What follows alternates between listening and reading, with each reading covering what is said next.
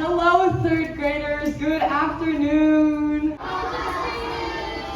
Hello. For those of you who don't know me, my name is Justine. I am a 12th grader here at SSIS, and today I'm going to share a very exciting story with you all. But before I do that, I have a question. Who here knows what the word research means? Research? Okay. Who thinks here they can tell me what the definition of research is? Definition, okay. One hand. Okay, your hand, I saw your hand go up. What do you think research means? Research means to search for something. Okay, to search for something. Do we have any other answers? Okay. Basically search, but once you did it already before, you saw a word that you don't know, so you search on it. Okay, I think those are all really great answers, and actually, they're all correct. Research can mean many things, but the way I see it, research is kind of like searching for answers or searching for stories. Do you guys all know who detectives are? Yeah. Okay, what do detectives do? Whoa, okay, we have so many hands now. All right, right over here in the front, you look confident. What does a detective do? Exactly. They look for clues and solve mysteries. So you can kind of think of a researcher as someone who's looking for different clues in order to search for an answer. And so I have two photos here. I have one photo of a detective, but I also have one photo of a scientist. Do you guys know who the scientist is? Yes! Okay, so Albert Einstein is also a researcher. But Albert Einstein maybe wasn't trying to solve like a crime, but he was solving science. So in life, there's so many different types of research that you can do, whether it's finding the answer to a long-lost mystery or finding out the next like scientific or mathematic equation. But in my case, I did what we call family history research. So not all researchers look like these, but some of them look like this. So this is me. So today I'm going to teach you what exactly my family history story was. So okay, another question. Who thinks they know what family history research is? Okay, that's this girl in the back. I've seen your hand up for the past like a minute or so. What do you think family history research is? I think that family history research is about your history of your family that you find in the origin. Yeah, exactly. Okay, it's pretty much in the name, guys. Yeah, I gave you the answer already. Family history research is about finding the answers to your family history. Okay, hands down. I'm done with the questions. I'm done. No more. But essentially, in my search for learning my family research, I asked so many questions to my family. Because as you're going to find out today, I had so many mysteries in my family that I had to discover the answers to. So over the course of last summer, so for around 2 to 3 months, I became a detective to find the uncovered mysteries of my family's history. And why is this important? It's important for me to know these answers so that I can know where I come from, who I am, but also understand the perspectives of different members of my family. So are you guys learning about perspectives right now in class? Yeah? Okay, what perspectives have you learned about so far? Shout it out. Have you learned? Character stories. Okay, character stories. I heard identity. What else? Any other kinds? Okay, diversity. Exactly. These are really great answers. And it's important we know all of these perspectives because sometimes they relate to how we view the world. So today, not only are you going to understand my perspective as a detective or historian or researcher, but you're also going to know the perspective of my family members, specifically my dad. So today, I'm going to share this story with you. So before I get into that, I think you should know what my perspective is right now. So what grade am I in? 12? That's pretty far away from you guys. And you should know that despite all this like mystery and detective stuff that I'm talking about, I'm also just a happy SSIS student who's living life. I'm playing music, I'm playing volleyball and basketball. Do we have anyone here who likes volleyball and basketball? Yeah? Okay, awesome. I wish I had more girls raising hands. All you girls need to join girls sports, by the way. Side note. But along the way, as I'm doing all these activities at SSIS, and I'm curious, and I'm doing all the things I love, I also had all these questions about my family. So I'm set on a quest to learn about my dad. Because throughout my life, I've known that my family has had history in the Vietnam War.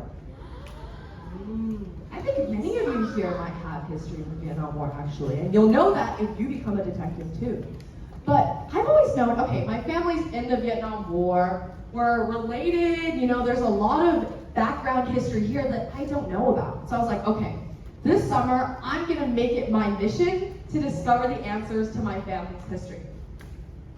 And some background information that I knew about my dad was that he was a war refugee. Does anyone here know what a war refugee is? Okay, over there, shout it out. A soldier? Maybe, could be. Okay, what do you think a refugee is?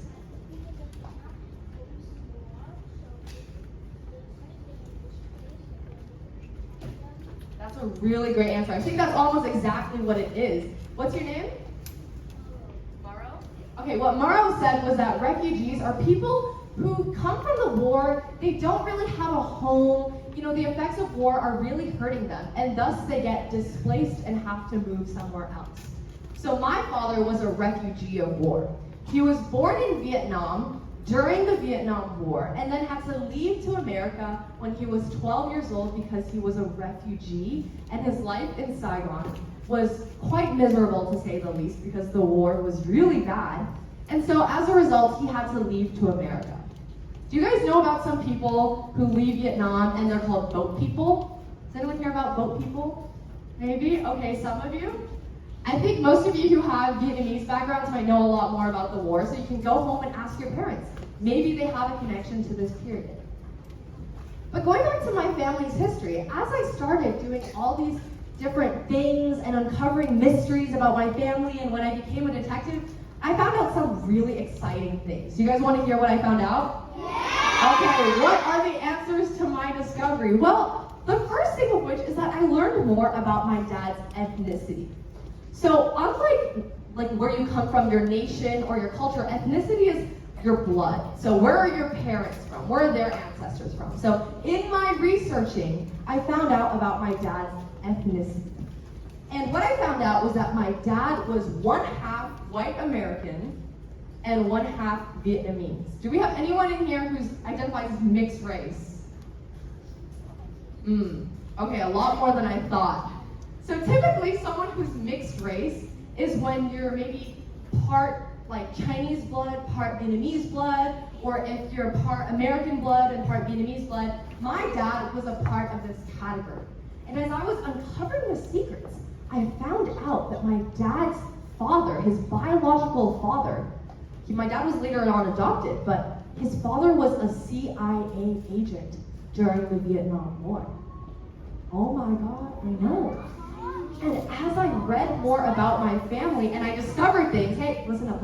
As I discovered things, I found his address, I found his job, I found his full name, and I got to read letters from my grandfather who left my family during the Vietnam War. So keep in mind, I did not know who my grandfather was, but because of the Vietnam War, America said, no, you need to come back to your home, America. You don't get to work in Vietnam anymore. So he went home, but he left behind my father, so we never knew who he was.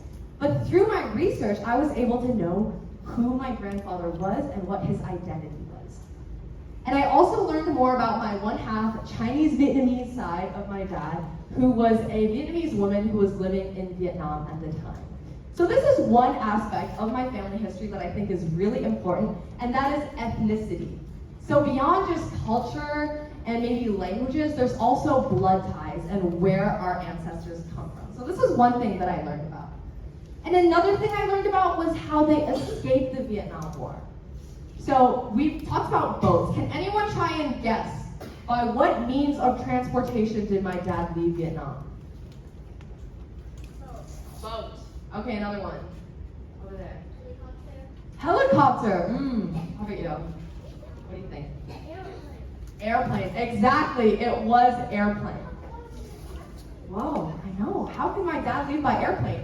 Most people escaped Vietnam through boats, or they, could have swam to another country, or they could have snuck into, a helicopter. But my dad was lucky enough that he was able to escape by airplane. So if you look at the screen here, I have two letters written here. One is written by my adoptive grandfather, and the other is a government document.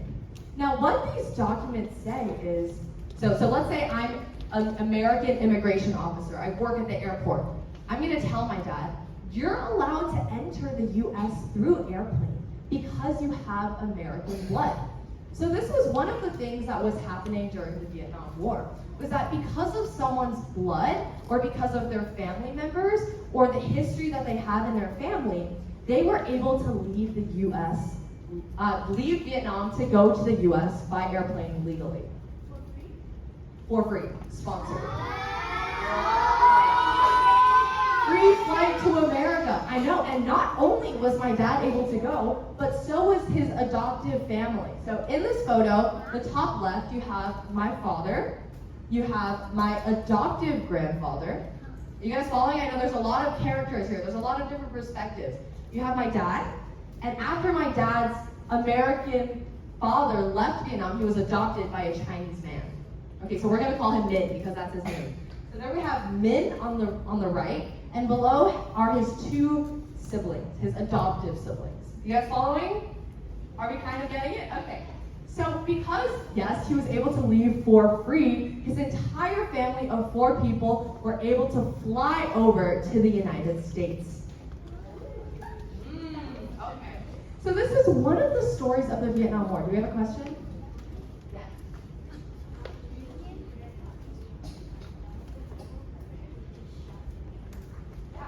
Yeah, so what's your name?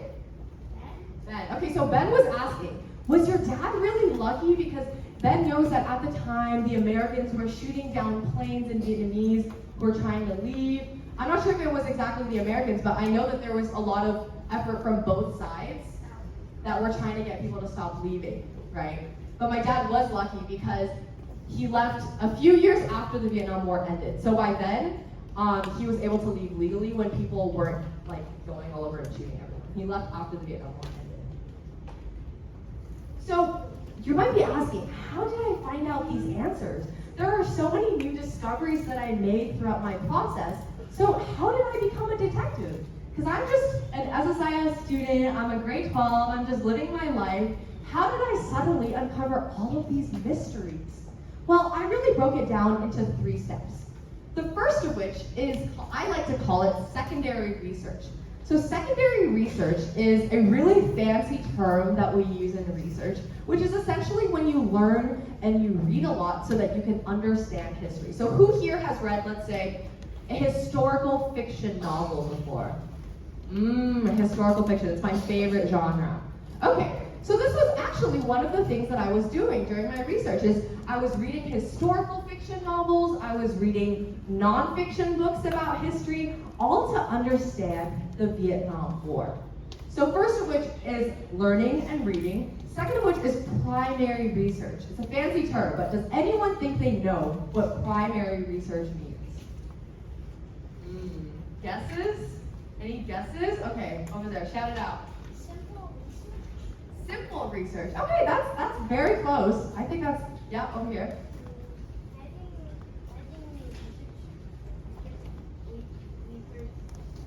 we Research together. Okay, anyone else? One more. Sorry? Made research. Okay, these are all very, very close answers. Essentially what primary research means is that you're looking at direct sources. Does this make sense? So you're looking at the first-hand perspective. So let me give you an example. Let's say that all of a sudden a house catches on fire. Okay. Oh my gosh, a house is on fire. All of your houses are on fire. I know. You come back from school one day, you see that the house is on fire. You witness it with your own eyes. You were a primary source. But then, okay, let's say your house is on fire, you go to school and you tell your friend. Your friend didn't see the fire happen, but they heard about the fire. That's what we call a secondary. So think of primary as first hand and secondary as second hand. You guys following along? So now, instead of reading from historical fiction novels or nonfiction books, people who weren't probably actually at the scene, I'm reading from people who actually experienced all of these things for themselves. So I was researching directly from my dad and from my family members and reading all these different letters. And lastly is, how do I take all of these mysteries and put them together in a way that people can understand my mysteries?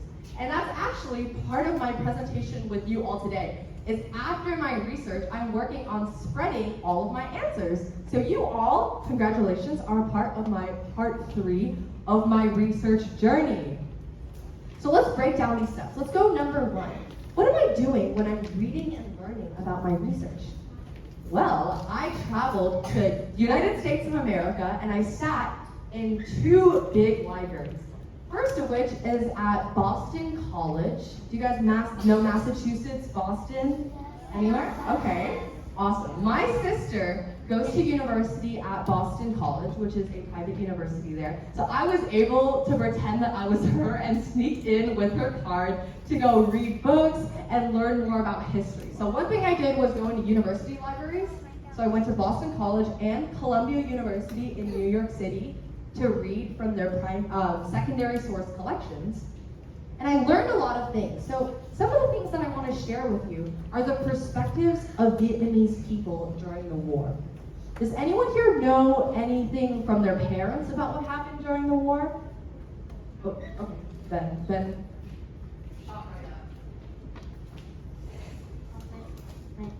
Grandpa saying that they gotta hide under the ground so they can get protected by the bomb.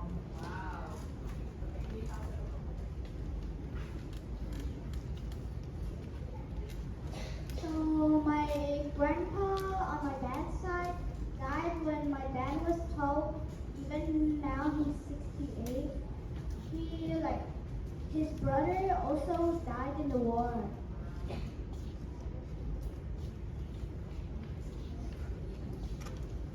My grandpa was in the Vietnam War, or my great grandpa, and so he was at the end, and sadly he passed away, but I got to see him. But the funny thing is, 2 years later, I'm in Vietnam now. Wow. So I got to hear a little bit of history. Wow. All right, you guys can all share later in your own conversations, but thank you to the 3 people that shared. As you can see, we have so many stories just in one auditorium of 1 grade at SSIS. Imagine what would happen if we learned the stories of all the people during the Vietnam War. And that's exactly what I did when I was reading, is I learned about the poverty that Vietnamese people face. Do you guys know what poverty means? Sort of. Do you know what the word underprivileged means? No, poor? Poor people? Yeah. Okay, so kind of a more general term we use to describe people who maybe don't have enough money or people who are in really bad circumstances economically is poverty. So a lot of people were in poverty because they did not have enough money due to the Vietnam War. So this was one effect of the Vietnam War, was that all of a sudden people in Vietnam, they didn't have enough food to eat, they didn't have enough water to drink, and they couldn't buy basic essential goods. Another few effects of the Vietnam War were racism and discrimination. Now remember, as I told you, my father was half white American, which means he carried the face of the enemy. All of a sudden, after the end of the Vietnam War, people looked at him and he was like, oh, you're American. We don't like you because you're the people who caused all this destruction on us. So all of a sudden, all the people who are American or half American are suddenly being hated on just because of the color of their skin. And that's what we call racism, is when someone is being hated on or not being treated kindly because of their race. And because of all of these issues combined, because of poverty and racism and all these different kinds of struggles and hate, we see people leaving the Vietnam War as refugees. And my father was one of these people who was fortunate enough to leave. So these are the things that I learned during my reading phase. And next, I'm gonna go on to my second part, which is my primary sourcing, or what I like to call detective time. Okay, so I'm gonna share my true detective experience with you all. So after I learned about all of the Vietnam War, after I learned about poverty and all the struggles that people faced, now I have to read directly from them. So what did I do? I entered what we call an archive. So what an archive is it's kind of like a library, except in the library, all we have is secondary sources. So we have letters, we have video recordings, we have audio recordings. I was going to go read the letters of people who struggled with the Vietnam War firsthand. So remember how I told you about the burning house, right?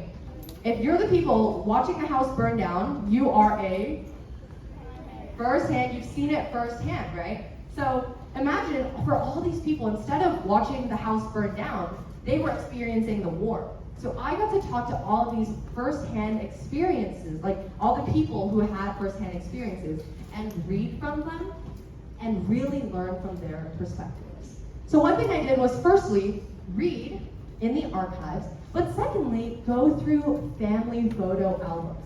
So who here has maybe heard of or seen photo albums at their house with old photos, like old black and white photos? Wow, okay, and how many of you guys have looked through those photos? Okay, a good amount of people. Congratulations, all of you guys are officially detectives now. You are researchers. Because this is exactly what I was doing during my research. So I was looking at photos from my family, and in addition to just looking at them, I spent hours sitting down next to my dad and asking him questions. So some of the questions I asked were, oh, in this photo, I realized that your sister's not in the photo. Why wasn't she here? Was she working a job? Was she cleaning the dishes? Those are little questions you can ask that you can use to uncover mysteries. So I got to hear from my dad's first-hand perspective so that I could develop my second-hand perspective. These are a lot of big words. Are we all kind of understanding? Yeah. Yeah? Okay, I'm glad. Awesome. So as I was looking through these questions, there are many things that I discovered. And I'm gonna share these pictures with you. These are my sacred family archives, and you guys are lucky enough that I'm gonna share them with you today. Okay? Who do we think this person is up here? Joe, I heard someone say Joe Mach. That is not my brother. It looks just like my brother, but that is my dad. I know, it's crazy. That is my dad at 12 or 13 years old. Pretty much the exact same age that Joe Mach is at right now. But instead of going to a big school like SSIS, like Joe is right now, my dad was sleeping on a mattress that he had taken from the trash. Yeah. Lots of refugees couldn't afford furniture, they couldn't afford groceries. How are they supposed to pay for a bed? So instead of going to buy one at the store, my dad and his family had to go to the trash to find things so that they could survive. Yeah. So this is a photo of my dad on his very first mattress, looking very happy, because conditions here, even though it's the unthinkable for you guys, he had to sleep up with things from the trash, he didn't have food, this was still better than what my family was experiencing in Vietnam. And in addition to that, my dad ended up attending elementary school without having spoken any English at all. So you all here, you speak English. The language that your teachers speak is English too, right? Yeah? Imagine you're learning, let's say, Portuguese all of a sudden. All of you guys are placed in a Portuguese school. Your teachers are speaking a language that you don't know. You're being graded on Portuguese. Your friends are speaking Portuguese, but you don't know it. That's exactly what my dad was experiencing when he first went to America. Is all he knew all his life was Chinese and Vietnamese, but suddenly everyone was forcing him to speak English. He didn't understand everything. But still, my dad was able to graduate from elementary school, go to middle school. Here's a photo of him at his elementary school graduation with his adoptive father, Min, remember? And they lived quite a happy life in New York City in America. We have a question. What's your question? Why when he was like in high school, why wasn't he at an Why doesn't he have feet? I think he does have feet. It was just the shadow. It was the shadow. He does have feet, don't worry. No, I know, the shadow's covering his feet, guys, I'm sorry. And in addition to graduating, I learned more about my adoptive grandfather, Min. Yeah. So here's what we call a food stamp. Does anyone here know what a food stamp is? Or you want to try to guess? Yes? Yes? Okay, over there. A stamp that gives you free food. You guys are laughing, but that's exactly what a food stamp is. Congratulations.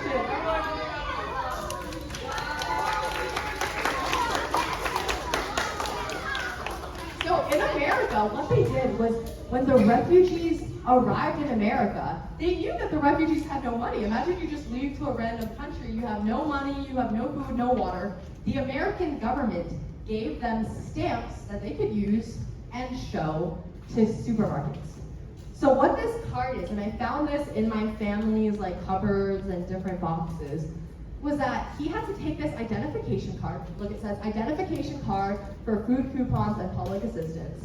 Every week, my grandfather would take this card and he would go to a little office where there was a government officer and say, "Hi, my name is Min, can I have my food stamps?" And they would give him stamps and he would use that to buy food for his family. So this was the perspective of my adoptive Chinese grandfather, was that despite not speaking the English language, despite not knowing his surroundings, every day, every week, he still worked hard to find support for his family through food stamps. And this is him writing a letter back to Vietnam, by the way. All these stacks are different letters that he would write back home. Because remember, all of his friends and family are back home, but they were lucky enough to escape. But despite that, he still had no friends, so every night he would write letters at his desk. Here's another photo of my grandfather. I like this one because it kind of shows you the state of their house then. You have some boxes over there that they used to move from Vietnam to America. You have my dad's awards, their TV and desk, which I'm pretty sure were from the trash as well, but somehow they managed to make it work. And all these different things that made up the life that my dad lived as a refugee. You have a question? Is the TV a microwave? It might be. But also TVs kind of looked like that back then. I think it is a TV because I see like the signal thing. But back then, that's how they turned the TV. You don't have a remote. You had to turn it so that it could find the radio signal. Yeah. Question. Is that rice? I think it is rice. That might be rice, yeah. Did they find the TV from the trash? I'm pretty sure they did. Yeah. I don't know how they would be able to afford a TV. Okay, everyone, you can hold your questions because we have Q&A time. I love the questions. Keep them coming. I'll answer maybe one or two at a time, but we have Q&A time. So wait. Okay, and then lastly, I want to end with a positive note, which was despite all of this poverty and discrimination and not knowing the English language, my dad was able to graduate with 4 years of university from an Ivy League university, finish middle school, finish high school, finish college, and have a successful life, and now have me here. So these are all things that I learned. Okay.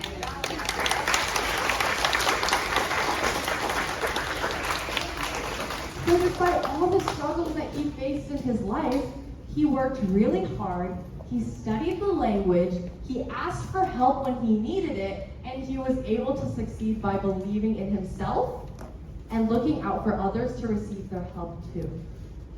So I want you all to know that if you ever have a challenge or you're ever facing an obstacle and you feel like there's no way out, if you work hard and you believe, you can truly do it just like my father did and just like he was able to make a life for himself. And knowing all of this, after I did all my research, now we're going to move on to part 3, which is, I wrote writing a book here, but it's also just generally speaking, taking all of the mysteries I've uncovered and all the answers I have and putting that out for you guys. So has anyone here written like a story before? Okay, everyone has written a story. Awesome. Did you guys write a fiction story? Fiction? Okay, some fiction. Okay, have you guys ever written a biography? No? Kind of? Okay. Well, what I was doing, you can put your hands down. What I was doing is kind of a combination of everything. I'm taking the stories that my dad tells me and that I found from all these photos, and I'm putting it into my own writing. So now what I'm working on is I have a class in my school day that's solely dedicated to writing this story. And I'm writing out all of these stories so that later on, sometime in the future, someone can read it and learn about my family too. Because I was only able to find these answers by doing all of this research and detective work, but I want this story to be available to everyone. And that's why I'm here presenting to you all today, is because I want you guys to know about my family's story and perspectives so that you can understand the world better. And lastly, I want to end on a note that it is so important for all of you to know where you come from. And I don't want to say everyone here has to become a researcher right now, or that everyone has to go, do all of this reading and writing and secondary sourcing, but you can really learn where you're from by simply asking a few questions at home. Go to your parents, look through your photo albums, and ask them, where are my grandparents from? Did they fight in the war? Everyone has different experiences. Mila, who's from the USA, even has the same story as someone who's from Vietnam. Isn't that pretty crazy? Everyone is connected in some way. And it's so important that we know where those roots are, because not only do we know our story better, but we can then connect with other people. Because then now I can connect with Mila, because Mila knows something about her family. I know something about my family. We're like, wait, we both have history in the Vietnam War. So how cool is that? By understanding history, you can connect with other people too. And the last thing I want to say is everyone turn around and look at that man over there. That is my dad, you guys. Hello! My dad came to watch the presentation. I wanted to surprise you guys at the end, but he is really who inspired all of this. And I'm so fortunate for the experience to learn from my dad, to learn from my history, and also to have you here today watching my presentation. So thank you everyone for listening, and thank you Dad for letting me share your story.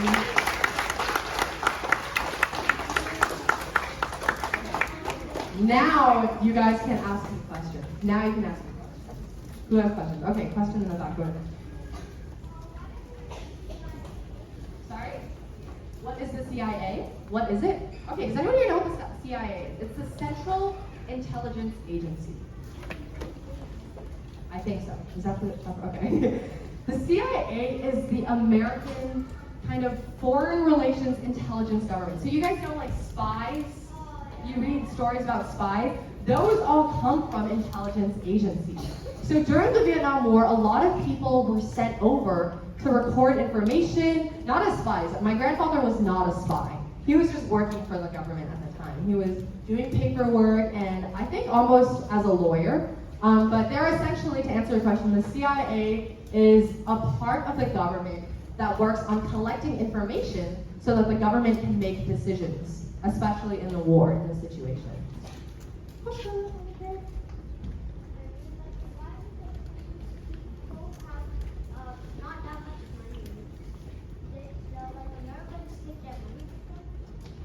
Great question. Why did Vietnamese people not have money? Now this is actually, there's many different factors that lead to why Vietnamese people did not have money, but one of the reasons is, let's say you want to start a business, for example. All of your families, they probably work for companies or they have their own company. That's because they were able to have money to start that and to also sell things to other people. But what happens when the circumstances are so bad that you can't start a company, you can't run a company, and suddenly everyone around you can't sell or buy things either? It's the same thing. So not only, it started because the circumstances were so bad, like no one wanted to sell things all of a sudden, because if you're having certain goods, maybe they were being taken away by a government, or that, you had to use them so much during the war that all of a sudden they aren't available. It's a little complicated. And people can't sell things, and as a result, people can't buy things. Maybe two more, Justine? Okay, two more. Thank I you. already spoke. Did I? And be loud, be loud. Sure, what's your connection? Wait, let me give you the mic so you can share. My grandpa was a CIA and somehow he joined the military and he was a Navy. You were in the Navy in America or in Vietnam? I think in Vietnam he was fighting. Oh, he was fighting in the Vietnamese Navy? Oh, that's really cool. That's great. Thank you. Do we have any questions? Questions. Anyone? Okay, over there. Shout it out loud. Be loud. Where was my mom from? Very good question. So actually, as I was doing all this research about my dad, I was actually doing it about my mom at the same time over the summer. Because I found out that my parents' histories are actually connected. My mom was born in Hong Kong and raised in Hong Kong, so I'm half Chinese because of my mom. But I found out that her grandparents who immigrated to Hong Kong actually came from Vietnam. So my mom is mostly from Hong Kong, but she has some background in her grandparents moving to Hong Kong from Vietnam. Question? You look very passionate.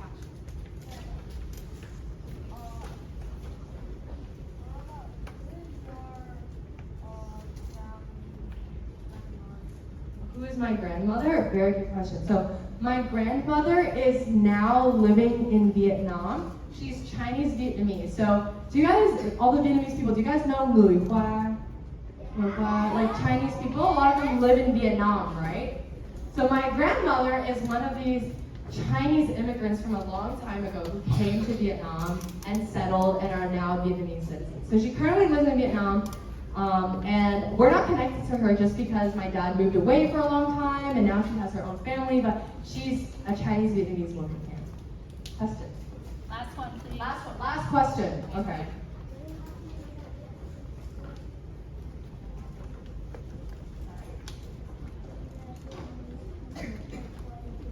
That is an amazing question. What's your name? Okay, Susan's question was, how do Vietnamese people, how have they turned from poor into rich? Okay.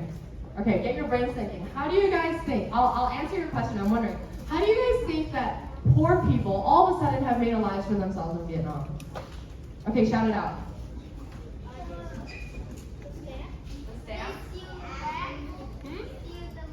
Steal the money back.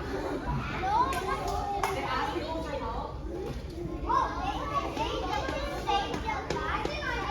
Happy money. Oh my goodness. Okay, everyone hands down. I'm going to explain it. There's many different reasons or ways that someone can suddenly build a life for themselves. But I believe there are really two main factors. And the first of which is that suddenly Vietnam started opening up after the Vietnam War and people were able to receive a proper education.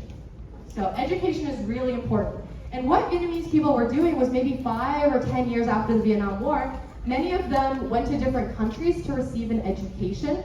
So some of them went to Russia, some of them went to other places in Eastern Europe, or Vietnam also developed its own universities within the country. So suddenly people were learning about what's happening outside.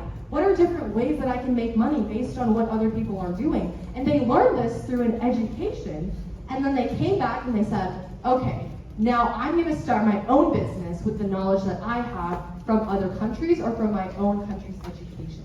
Which leads to the second point of the economy opened up a little. Now this is a little advanced, but essentially what the Vietnamese government did was instead of keeping to itself and suffering within the country, the government decided to open up the economy to allow different countries to come into Vietnam to start their own businesses, to hire Vietnamese people, and thus we have a lot of what we call economic growth, or people just having more money and making more money.